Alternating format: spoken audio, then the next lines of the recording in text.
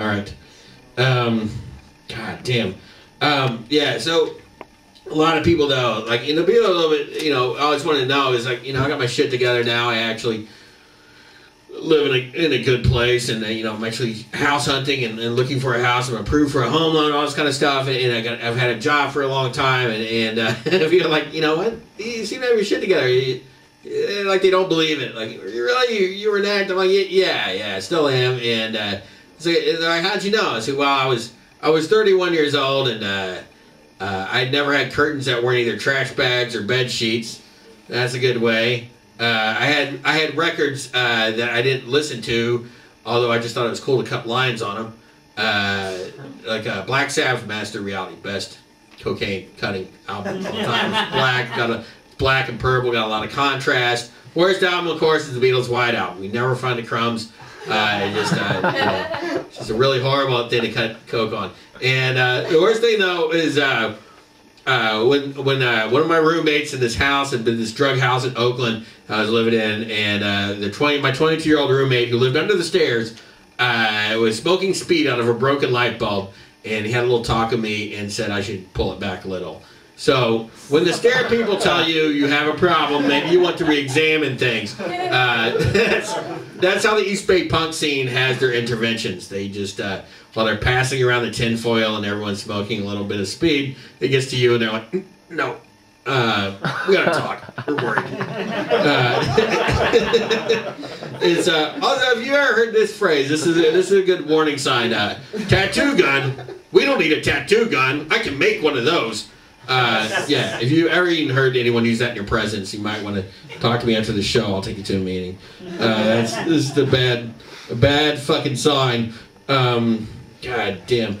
Well, it is one of those things too. I was talking with a couple guys right before the show about this. Man, there's this like phase of life where like drinking every day and partying is really cool.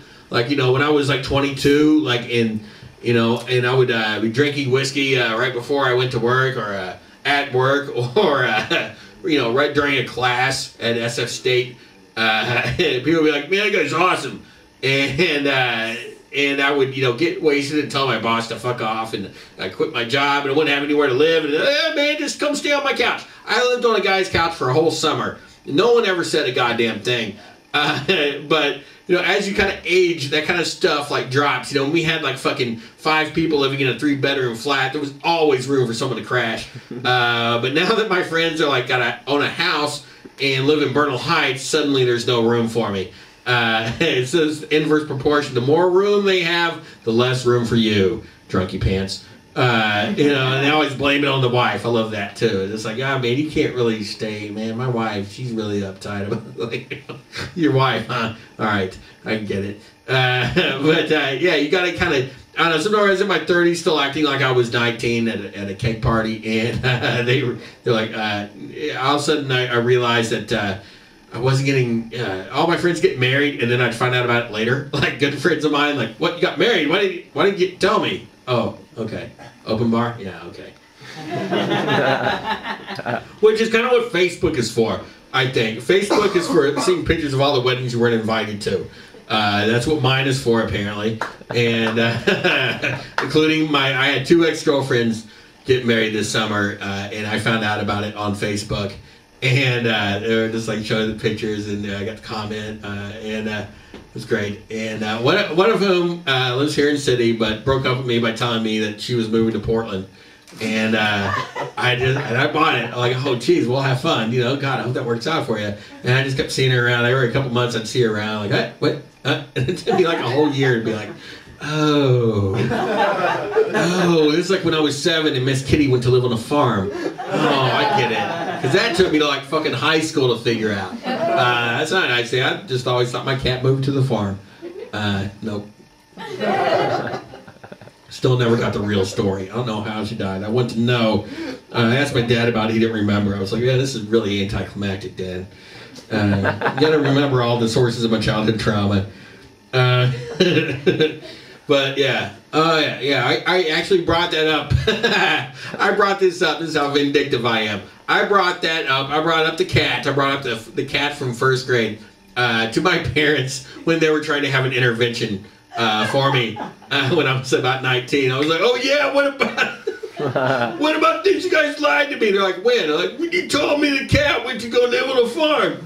And they were just like, oh, like, holy shit, that's why you're doing coke? And you're fucking like, is that really like you know, fucking the source of your rage? Fucking like chopping up lines, like, it's a goddamn shame what they did to Miss Kitty.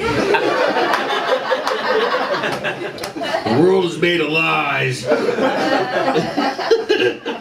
I had my first intervention in the 80s. It was great. 1988, I believe, maybe 89. It's a little blurry. But I had my first intervention back then. Back before they were cool and trendy. I mean, now you got all the reality shows and everything like that. We didn't have that when I was coming up.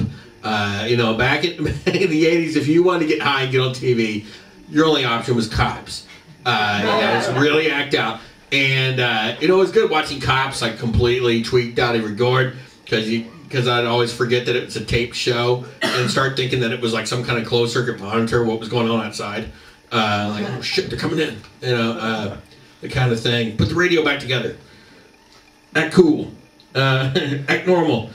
Jeez. But, yeah, you know, I had a couple of them. I mean, I felt like real shit, man. I think that was the lowest point in my life when, fucking... in this intervention, and you know, my dad's there. You know, I made my dad cry. You never want to do that. It's one thing when my mom used to cry at commercials. It was all right, but seeing my dad cry was really fucked up.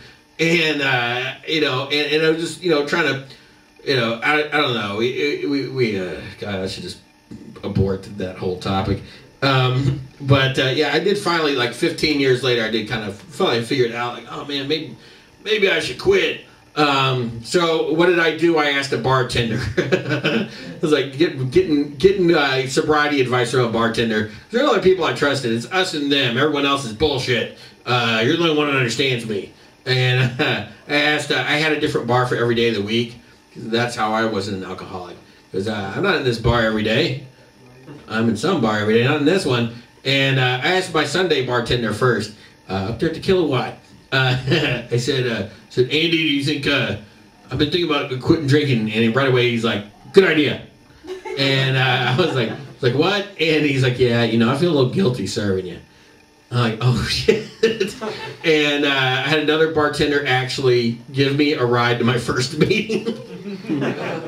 When they are like fucking killing the cash cow, it's time to quit, people. like, look, we can't take any more of your money. This is ridiculous.